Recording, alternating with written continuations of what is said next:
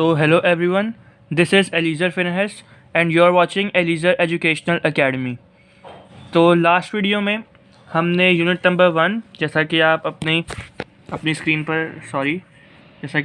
पर देख सकते हैं, unit number 1 physical quantities and measurements class 9th का हम कर रहे थे। स्ट्रक्चर्ड क्वेश्चंस कर रहे थे जो बुक के एंड में हैं, जो कि बहुत इंपॉर्टेंट होते हैं from exams point of view, जिनमें से लाजमी क्वेश्चंस बनेंगे।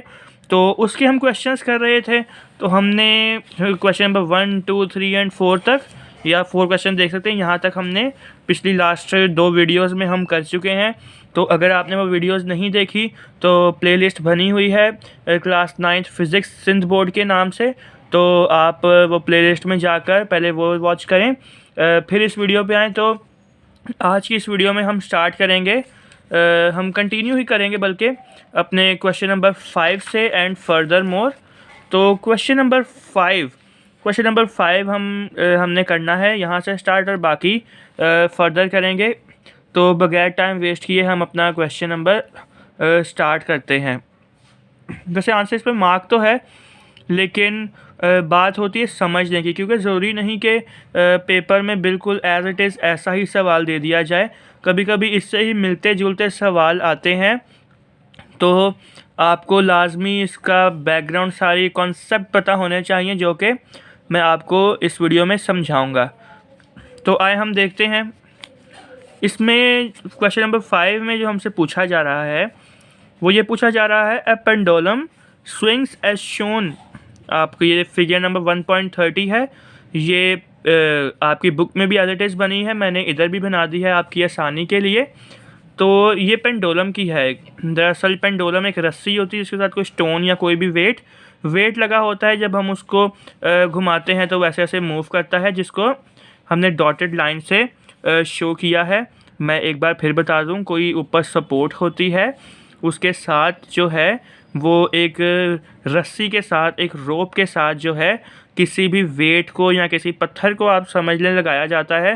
तो जब उसको हिलाएंगे तो वो ऐसे ऐसे मूव करता है, जैसे डॉटेड लाइन से शो किया गया है। तो यहाँ तक आपको पेंडुलम की कहानी समझ आ गई होगी। अब देखते हैं भाई क्या पूछ रहे हैं। A pendulum swings as shown in figure 1.30 from x to y and back to x again। अच्छा, इधर हमको कहा जा रहा है कि जो पेंडुलम है, अच्छा ये जो पॉइंट है ये x है और ये जो पॉइंट है ये y है। हमें कहा जा रहा है कि जब ये जो पेंडुलम है ये x से y पर मूव करता है और फिर x पर मूव करता है, तो ये इसकी एक मूवमेंट बताई गई है। अब क्वेश्चन क्या पूछा गया है, What would be the most accurate way of measuring time for one oscillation? और हमसे with the help of a stopwatch। अच्छा, इधर हमसे पूछा जा रहा है कि सबसे ज़्यादा जो एक्यूरेट मेथड क्या होगा किस चीज़ को मेजर करने के लिए, टाइम को मेजर करने के लिए फॉर वन ऑस्किलेशन। ऑस्किलेशन क्या होता है? ऑस्किलेशन होता है, वाइब्रेशन भी कह सकते हैं, जैसे एक्स से वाई पर गया और फिर एक्स पर आया, तो इसको क्या कहते हैं? इसको कहते हैं एक ऑस्किलेशन। तो एक ऑस्किलेशन में मतलब कि एक्यूरेट वे क्या होगा टाइम मेजर करने का, तो ये हमें बताना है। अच्छा, ऑप्शन ए में क्या गिवन है? Record time for 10 oscillations and multiply by 10। Option number A में हमें कहा जा रहा है कि 10 ऑस्किलेशंस होंगी, जो मतलब कि एक्स से मूव करके जब दोबारा एक्स पे आएगा वो क्या होता है? एक ऑस्किलेशन। तो हमें कहा जा रहा है कि 10 जो ऑस्किलेशन है उनको रिकॉर्ड करके उसको मल्टीप्लाई बाय 10 कर दिया जाए। क्या ऐसा होगा? और बी में क्या कहा जा रहा है? Record time for 10 oscillation and divide by 10। इधर लिखा है कि 10 ऑस्किलेशन के जितना भी टाइम लगेगा वो आप मेजर करें और उसको डिवाइड कर दें 10 से। और फिर सी में कहा जा रहा है रिकॉर्ड टाइम फॉर 1 ऑस्किलेशन। तो इधर कहा जा रहा है कि एक ऑस्किलेशन पे टाइम मेजर करें। और रिकॉर्ड टाइम डी में कहा जा रहा है record time from x to y and double it. तो क्या ये सही मेथड होगा? तो देखते हैं। अच्छा, सी में आपको बता दूं कि रिकॉर्ड टाइम फॉर 1 ऑस्किलेशन। आप अगर खुद भी ये पेंडुलम बना सकते हैं, किसी भी यहाँ जैसे आप पकड़ें, फॉर एग्जांपल ये देखें, आप रस्सी को पकड़ें, रस्सी लगाएं और कोई वेट लगा दें साथ और उसको ऐसे करें तो वो इतना तकरीबन आधे सेकंड में होता है, तो कि हम एक ऑस्किलेशन को हम नहीं मेजर कर सकते क्योंकि वो कुछ नैनो सेकंड्स का होता है। तो ये सी तो है, सी ऑप्शन तो बिल्कुल इनकरेक्ट है क्योंकि हम एक ऑस्किलेशन को नहीं हम फाइंड कर सकते।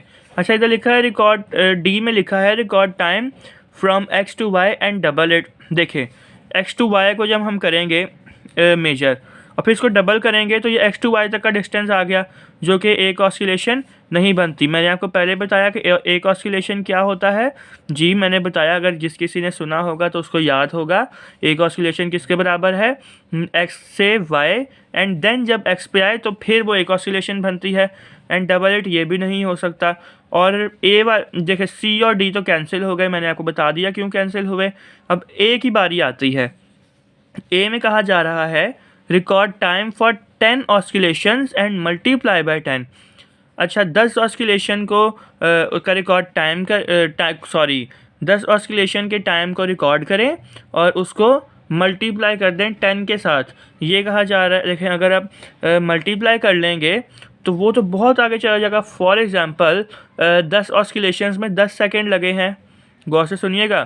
फॉर एग्ज़ाम्पल 10 ऑस्किलेशंस को में 10 सेकेंड लगे हैं, तो 10 को अगर हम 10 से मल्टीप्लाई करेंगे तो ये तो 100 हो जाएगा। ये तो बहुत लंबी चौड़ी कहानी हो जाएगी। हमें क्या करना है, हमें एक ऑस्किलेशन, देखिए इधर लिखा है ना, हमें टाइम मेजर करना है 1 ऑस्किलेशन का। तो ऐसे डायरेक्ट तो हम कर नहीं सकते थे, लिखा है ना record time for 1 oscillation, direct नहीं कर सकते थे, इसलिए ये नहीं आएगा। तो ये भी कट गया क्योंकि ये तो 100 तक चला जाएगा।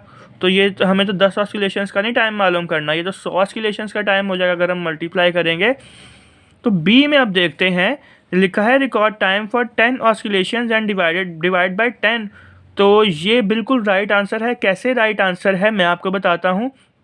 मेरा एक एक लफ्ज़ गौर से सुनिएगा। कभी अगर कोई लफ्ज़ मतलब कि कभी आपका ध्यान आगे पीछे हो जाता है तो आप वापसी बैक करके देख सकते हैं, 10 सेकंड्स बैक करके, जो कि यूट्यूब का ऑप्शन है। तो गौर से सुनिएगा। देखिए 10 ऑस्किलेशन में मैं आपको एग्जांपल दे रहा हूँ, जस्ट फॉर एग्जांपल कि 10 ऑस्किलेशंस में कितना टाइम लगा, 10 सेकंड टाइम लगा। तो अगर 10 सेकंड को हम 10 को 10 से डिवाइड कर देंगे तो वो जो है वो हमारा एक ऑस्किलेशन का आंसर आ जाएगा। तो बिल्कुल यही तरीका जो है वो सही होता है कि जितनी जो ऑस्किलेशंस हैं, अगर यहाँ पे 5 ऑस्किलेशंस लिखा था तो हम उसको 5 से ही मल्टीप्लाई करते, डिवाइड करते। तो यही एक राइट ऑप्शन है। तो बी जो है इसका राइट आंसर है। अच्छा, ये प्रीफिक्सेस हैं कुछ 10 में, क्वेश्चन नंबर 6 में हमने क्वेश्चन नंबर 5 अपना कंप्लीट कर लिया है। तो प्रीफिक्सेस हैं right the correct prefix of notion. तो इसमें जो है ए वाले में हमें 75,000 मीटर दिया गया है, तो इसको HM में कन्वर्ट करना है। याद रहे कि जो 2 ज़ीरो होते हैं वो HM में कन्वर्ट हो जाते हैं। जैसे 750 लिखा है तो ये HM आ जाएगा। अच्छा, और बी वाले में इसको जल्दी जल्दी करते हैं क्योंकि ये बहुत ही बच्चों वाला सवाल है। अच्छा, अब ये है बी जो है 2 डिवाइडेड बाय 1000 हमें गिवन है। 2 डिवाइडेड बाय 1000 मैं आपको इसका करके दिखाता हूँ सही से। अच्छा, 2 एक्सपोनेंट -3 ये कैसे हुआ, ये लिखा हुआ है ना 2 एक्सपोनेंट -3, तो ये कैसे हुआ ये मैं आपको बताता हूँ कैसे हुआ। तो इसके लिए हमें इधर आना पड़ेगा। हमें क्या गिवन क्या है इसके अंदर, हमें गिवन है ये देखें 2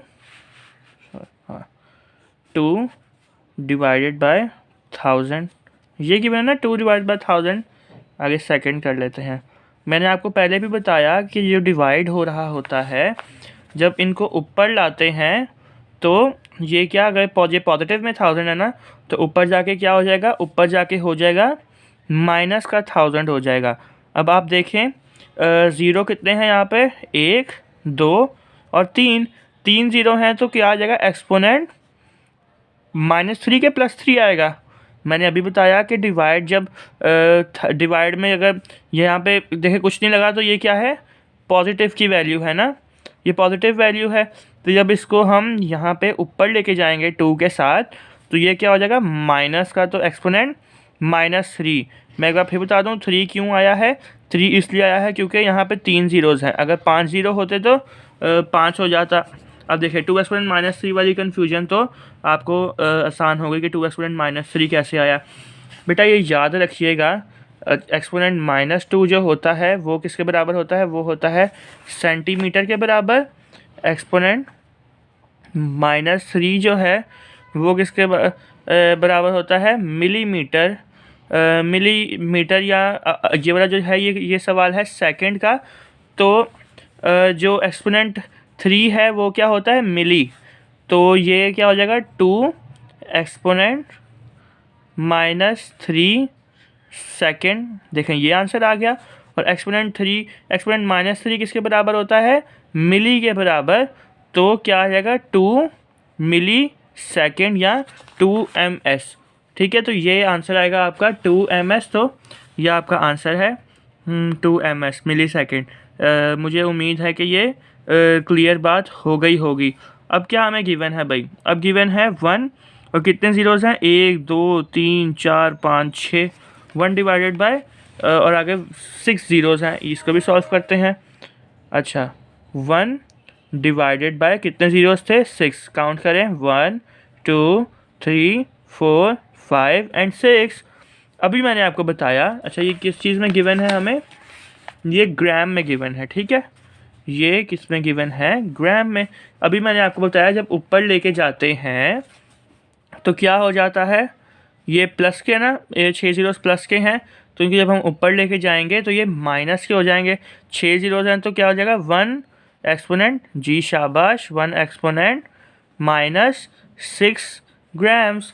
और अच्छा ये जो एक्सपोनेंट -6 है ये किसके बराबर है, ये बराबर, एक सेकंड, हाँ ये किसके बराबर है, ये इसके बराबर है म्यू के बराबर। इसको फिजिक्स की ज़ुबान में म्यू कहते हैं, मियाऊ नहीं, मियाऊ से ही मिलता जुलता लफ्ज़ है म्यू। तो एक्सपोनेंट -6 अभी मैंने आपको ऊपर बताया, जो -2 है वो सेंटीमीटर के बराबर है, -3 जो है वो मिलीमीटर या मिली सेकेंड के बराबर है। और ये जो एक्सपोनेंट -6 है ये किसके बराबर है, ये बराबर है म्यू के बराबर। तो हम एक्सपोनेंट -6 जगह क्या लिख सकते हैं, म्यू लिख सकते हैं, सॉरी। तो क्या आ जाएगा इसका आंसर 1 म्यू और ये ग्राम। तो ये इसका आंसर आ जाएगा। देखते हैं कि हमारा आंसर जो है वो सही है कि नहीं। 1 म्यू ग्राम याद रखिएगा। और इधर भी क्या आया, हाँ बिल्कुल सही आ गया, बिल्कुल सही आंसर आया। अब क्या है भाई, अब कितने डी वाले में कितने ज़ीरोज़ हैं, अभी देखते हैं कितने ज़ीरोज़ हैं भाई। 1 2 3 4 5 6 7 8 9। अच्छा भाई 9 ज़ीरोज़ हैं, इसको हम सॉल्व करते हैं अच्छे से।